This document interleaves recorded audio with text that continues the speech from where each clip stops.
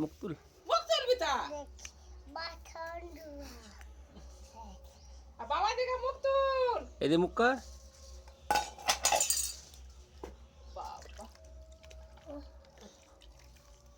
একদিন মনে নেই ওই সাবানটা নিচে রেখে সব সাবানটাকে শেষ করে দিছে মুখটা তুললে ছবিটা উঠবে নি ভালো উঠ আমি ধুই মুক্তুল